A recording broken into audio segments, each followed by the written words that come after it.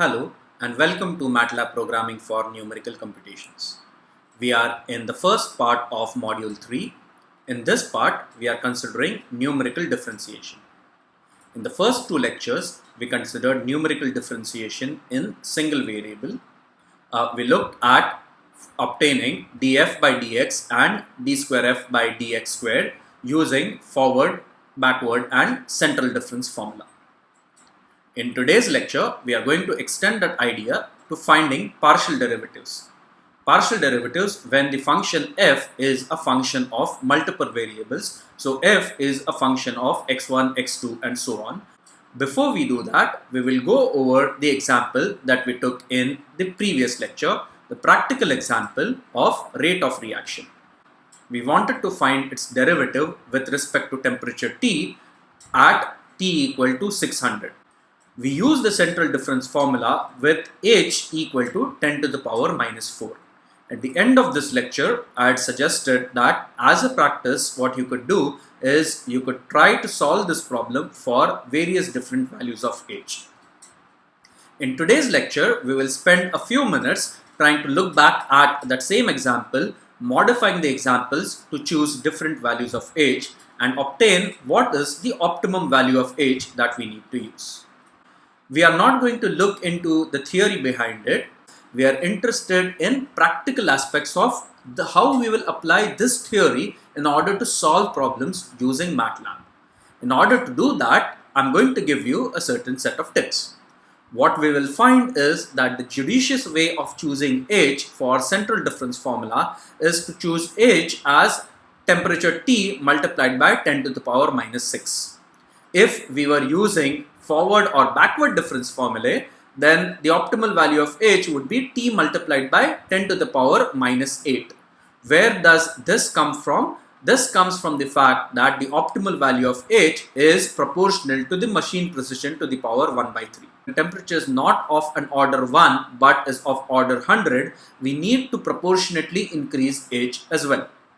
Okay, so this is the practical tip that we are going to use, and we will see how this problem works out by going to MATLAB and trying to solve this problem.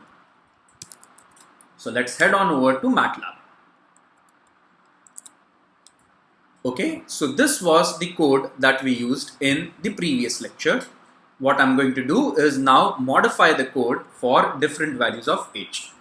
The different values of h that I'm going to take are as follows: 1e minus 3 to 1e minus 7. I'm going to multiply this with t.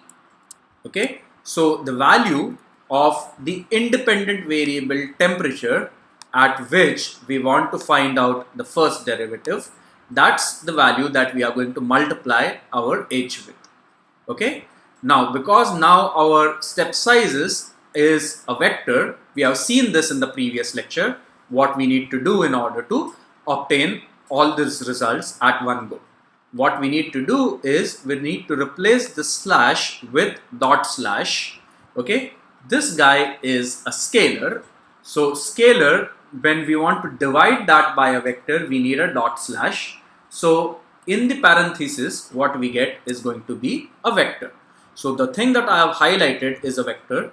exp function exp works on a vector as well, and it's element by element exponent of that vector. So this is also going to give us a 1 by 5 vector. We are doing scalar multiplication with k and c, so we don't need to change these star to dot star at all. Okay, same changes we need to make in this expression as well. We change the slash to dot slash and no other difference, no other change we need to make at all. And finally, numval, the numerator is a vector, the denominator is also a vector, so we need an element by element division, and we obtain that by a dot slash over here. None of the other things need to be changed. Okay, so let me save this and run this, and let's see after running what are the various errors that we get for the various values of h. So when we run this, I'm displaying the various errors. We see that the best case errors are over here. Okay, for these two values of h, we have the best case errors. If I type out h, what I get is that I get best case errors for 6 into 10 to the power minus 3 and 6 into 10 to the power minus 4. So h, we do not choose it blindly, but we need to choose our optimal h as machine precision to the power 1 by 3 multiplied by the absolute value of the independent variable of interest. The take home message is that there is an optimal value of h for which the central difference or the forward difference formula gives us the best results.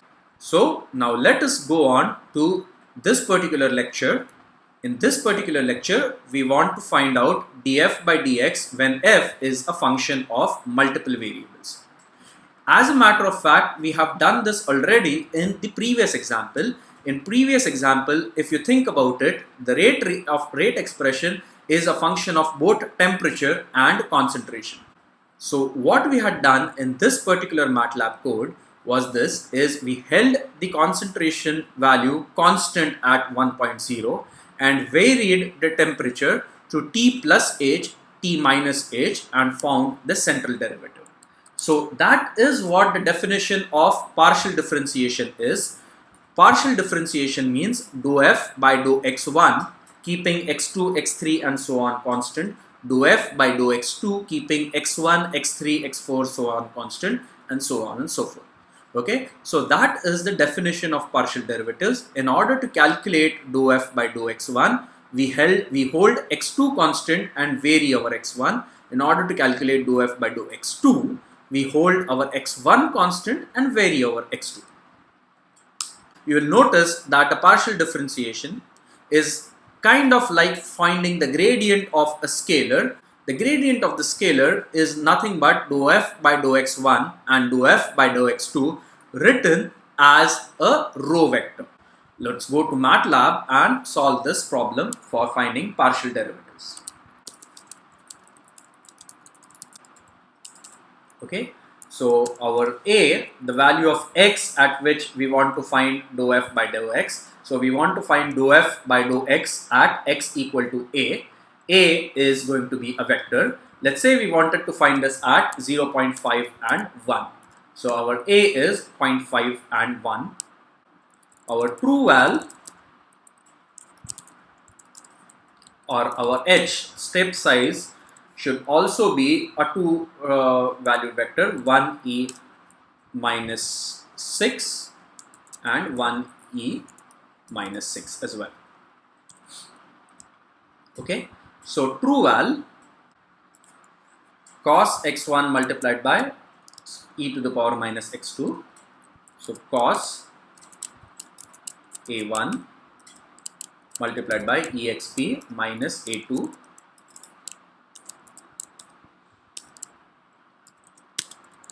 and the second guy is minus sin x1 e to the power minus x2 minus sin a1 multiplied by exp minus a2. Okay, partial derivative with respect to first variable. Okay, we will choose our x is going to be equal to a and x1 is going to be equal to a1 plus h1. Okay, now our f1 is going to be equal to sine of x1 multiplied by exp of minus x2. Okay, so this one is at x1 plus h and x2. Likewise, we need to calculate our f2 at x1 minus h and x2.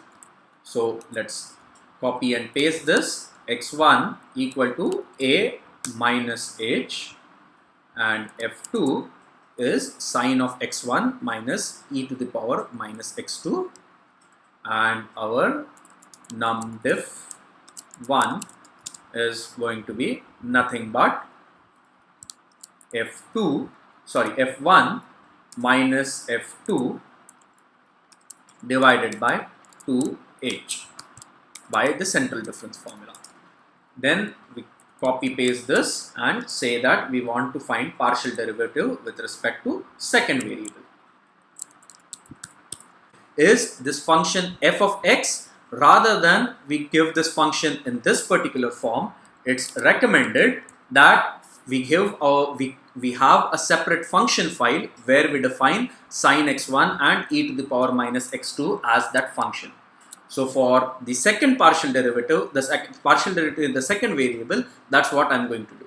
So I'm going to create a function fval equal to my fun m3, my fun for module 3, and my input argument is x. Now x is a vector. X is a vector. X are not two values. These are not two variables, but x is a single variable. Okay, and it's a vector variable. And what I need to do is we need to write fval is going to be nothing but sine of x1 multiplied by exp of minus x2, semicolon, end, and save this as my fun m3. Okay, what we want to do over here is we will do it in a slightly different way. What we will do is we will define our h temp underscore h equal to 0 h2. Okay, this is a better way of doing things, because when we do x plus temp h, the first guy is going to be just x1, the second guy is going to be x2 plus h2. Okay, our f1 is going to be nothing but our my fun m3 computed at x1 comma x2 plus h, which is nothing but a plus temp h. Okay, and our f2 is nothing but my fun m3 a minus temp h, and we will have num diff 2 as f1 minus f2 divided by 2 multiplied by h2. Okay, and the same thing that we need to do over here, this also should be 2 multiplied by h1. Okay, so this is the partial derivatives. Let's display results. So the first thing we want to display is error err equal to abs of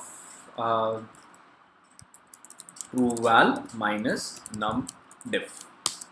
So let's save this and let's run this. Clear all CLC partial differentiation. Let's hope that this runs without an error. Okay, so this is the result. If you see this particular guy, the difference between trueval and num diff turns out to be of the order of 10 to the power minus 11, and the numerical derivative is 0.32 and minus 0.17. Okay, so this is how we take the partial derivatives. Okay, now let us move on to, so we'll take the same example for rate of reaction, where k as before was 1000, E by R was 2500, and we need to find dou R by dou T and dou R by dou C at T equal to 600 and C equal to 1. That is what we need to do over here.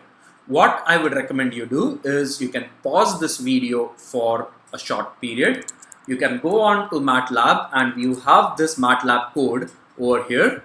What I recommend you do is you can take this particular part of that code and try to modify it to solve this problem. Okay. Okay. So what I will do is create a new script.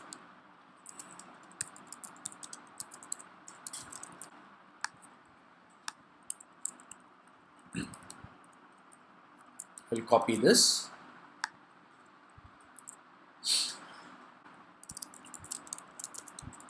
partial differentiation.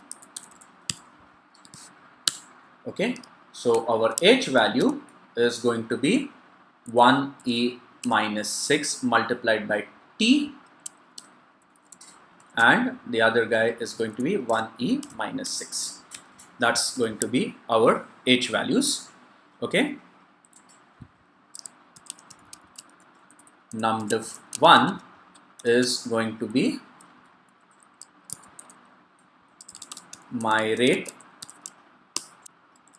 x1 minus my rate x2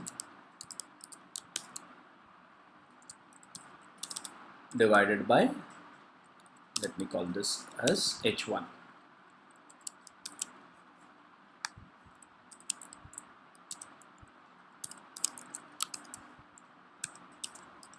And numdiff2, I'll call this as also the same but divided by h2.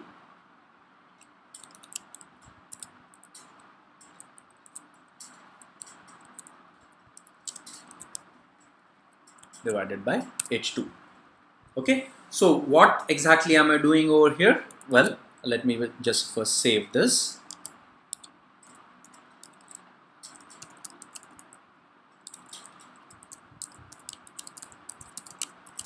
Reaction partial diff is the name of this script, and the name of that function is r equal to function r equal to my rate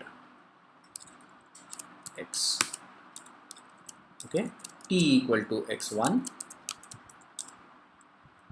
c equal to x2, and as we had over here, our r is this guy. Let's go over here and remove this from here and move this to this file.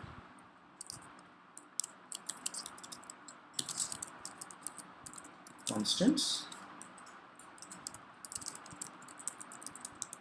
current value of t and c, rate calculation. Okay, I will save this as my rate. Okay, so when I call this my rate with x1, what it should give me?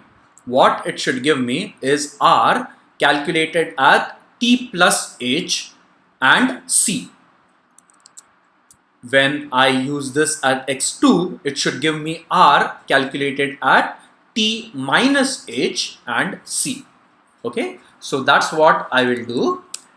x1 is going to be equal to t plus h1 and c. Okay, c is going to be kept constant over here. So t minus h1 and c. Okay, so as you can see, the value of c is kept constant over here, and value of t becomes t plus h and t minus h. That goes in the numerator, divided by 2 multiplied by h should go in the denominator over here. Okay, likewise what we do over here is x1 equal to t, the t remains constant at our original value, and c plus h2, and x2 is nothing but t and c minus h2.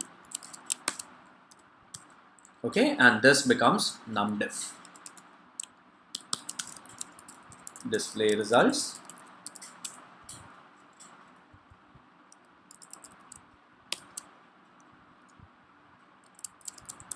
Partial derivative,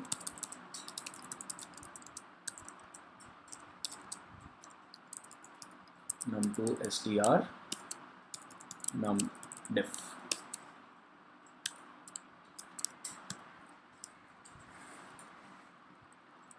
Okay, let's save this and let's run this.